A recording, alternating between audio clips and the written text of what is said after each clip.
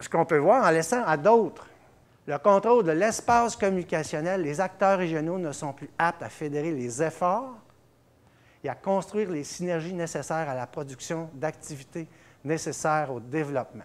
Et il dit, il faut développer une intelligence territoriale. Comment on va faire ça? L'intelligence territoriale comme un processus informationnel et anthropologique régulier, continu, initié par des acteurs locaux. Vous disiez que ça prenait des communautés. Physiquement présents et auditants qui s'approprient les ressources d'un espace en mobilisant puis en transformant l'énergie du système territorial en capacité de projet. J'ai fait une petite grille synthèse parce qu'il faut savoir que la tournée du Québec a été étouffée par les entreprises de presse. C'est ce qui a amené ma démission comme président. Alors, j'ai essayé de comprendre qu'est-ce qui s'était passé. Ce que vous avez là, c'est qu'ils disent de jamais faire ça dans les cours pour les professeurs. Hein? Ça, c'est connu. Il y a trop d'informations sur la même page. C'est connu. Je fais tout le temps ça. Ça fait proche de 30 ans que je fais ça. Donc, il y a une tournée, négation de la tournée, paralysie de la tournée, suspension de la tournée. Parfait. Mais pourquoi? Donc, on dit dans la lecture constructiviste, c'est en fait qu'il y a eu une confrontation d'un système de pertinence. D'un côté, les citoyens, dans le fond, ils voyaient l'information comme un moteur de l'émancipation, hein, l'intelligence territoriale. Puis de l'autre côté, tu as des entreprises qui sont dans la marchandisation de l'information. Eux, business. On pave hein, la grandeur de la Belgique. Ça, cette image-là, je vais m'en souvenir jusqu'à la fin de mes jours. Donc, il y a, en fait, comment le plus-value s'acquiert, c'est dans la distribution. C'est la seule place, hein, Pareto, Marx, qui sont d'accord là-dessus, c'est rare, mais c'est sur la distribution qui est la mécanique de plus-value. Donc, on va voir apparaître la concentration au niveau financier. Vous connaissez l'histoire, la taylorisation du journalisme, multiplication des affectations, repartage aux résultats commandés, journalistes orchestre, précarisation avec les pigistes. Mise en produit de l'information, pas de spécificité régionale, ça ne s'exporte pas, il faut que ça soit le Walmart. Universellement exportable, les 3 S, hein, la trilogie, ou bien spectacle, poliment, spectacle, émotion, témoignage. Création de scandales. Quand il n'y en a pas, c'est des histoires de piscine, c'est des histoires de racisme. Mais ce qui est important qu'il faut retenir, c'est l'histoire qui est en arrière. C'est que l'information sert de reproduction du modèle d'affaires. Ça sert donc à ne pas faire changer les choses. Il faut que le modèle d'affaires persiste. Fait qu'on refait d'autres Walmart.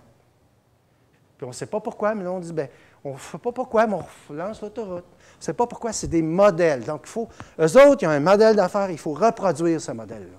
Ce que ça nous donne, bien, en fait, on va précariser l'État et ses institutions. Là, on a vu, dans une crise majeure, qu'on avait peut-être encore besoin de l'État. Il y a la promotion de la conception libérale de la presse au détriment de la responsabilité sociale de la presse. Des individus consommateurs et non pas des individus citoyens. La hantise des médias communautaires, la précarisation du conseil de presse, le refus des tables sectorielles. On a vu des secteurs mal aimés. On voulait faire, je finis, promis. On voulait faire des tables, rencontrer les médias, pas question. On ne veut pas aller voir les mal aimés. On voulait faire des tables avec des secteurs mal aimés, des entreprises de presse. Pas question de ça. Donc, bien, là, on dit, la tournée, en fait, elle a démontré tout à fait le contraire de la ligne d'en haut. Je n'irai pas en détail, mais en fait, oui, il n'y a pas de marché, paraîtrait-il qu'il n'y a pas d'information. Alors ça, c'est bien curieux. Mais il y a couverture inégale, etc. Ce que on peut aussi continuer à réfléchir puis dire, bien, une loi cadre, qu'est-ce que ça prendrait? Ça, je lance ça de même pour les fins de la discussion. Mais après 11 ans à graviter autour du conseil de presse, il y a des choses qui m'apparaissent absolument importantes. D'abord, il faut commencer à dégommer les responsabilités. Tout le monde crie « Ah! Une loi sur l'information, c'est grave. » Il faudrait regarder qu'est-ce qu'on met dedans, si c'est la valorisation de l'information. Donc, je pense que les relationnistes journalistes, il y a eu des gens, formation obligatoire, la création d'agences d'information régionales, mais est-ce qu'il y a des ordres professionnels? Parce que les relationnistes font un méchant job, là. Alors, eux, là, il y aura peut-être besoin d'un ordre professionnel. On voit qu'on surveille les journalistes avec le conseil de presse, mais le conseil de presse s'est fait mettre pas mal de bâtons dans les roues. Pourquoi? Il y a une présidente de la FPJQ qui avait parlé d'un ordre professionnel, quelque chose du genre. Est-ce qu'on a besoin de comité de discipline, les relationnistes? Alléluia. Est-ce qu'il faut que le conseil de presse fasse ce rôle-là, mais en tout cas, il faudrait absolument le changer, le rendre étanche aux pressions des entreprises de presse. J'ai fini, mon cher ami, presque. La valorisation de l'information, la fiscalité, production, il faut aider les cadres autochtones aussi, parce qu'il faut qu'ils apprennent à faire ça. L'Internet haute vitesse, soutien accru aux médias communautaires. Les entreprises, l'activité de l'État, l'activité réglementaire de l'État. Écoutez, il y a des affaires. C'est pas moi qui dis ça, là. Il y a eu la Commission sur la culture 2001, le Conseil sur la qualité et la diversité de l'information, rapport Saint-Jean 2003, le Comité du patrimoine canadien 2003, le Comité sénatorial permanent des transports et des communications 2006. Il y a eu Trudel et Bernier dans le 30, il y a eu la Fédération nationale des communications qui ont tous dit qu'à un moment donné, ça va peut-être prendre un encadrement juridique pour l'activité des médias. En fait, je ne suis pas c'est pas rien que moi tout seul. Il y a donc, il faudrait peut-être, à un moment donné, penser aussi à refocaliser Télé-Québec, un observatoire sur peut-être qui devrait regarder les transactions et les opérations. Puis, juste en terminant, pour vous dire, regardez dans le monde. Il y a eu dans le monde, dans les années 50-60, tous les pays non alignés qui ont commencé à réfléchir. Après, on a dit le droit à l'information, free flow of information. Mais là, les gens ont dit, ouais, bien, c'est toujours les mêmes qui ont le free.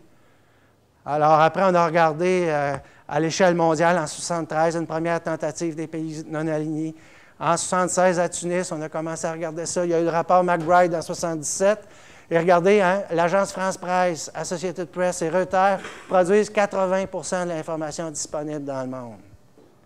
Alors là, notre lunette, ça correspond tout à fait aux chiffres que j'ai eus quand j'ai fait ma thèse de doctorat en 1987.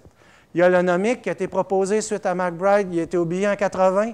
Après, il y a Pérez Descoyères qui a voulu rappeler puis dire, écoutez, l'espace médiatique est un patrimoine collectif, redistribution des gains par les entreprises. Le rapport est oublié en 98. Et puis après, bien, la crise de l'UNESCO, parce qu'on se souvient que les États-Unis et le Royaume-Uni ont quitté en 84-85 à cause de la nomic. Bien là, ce qu'on voit, c'est qu'aujourd'hui, l'UNESCO a été tassée, c'est l'Union internationale des communications qui a parlé de la facture numérique.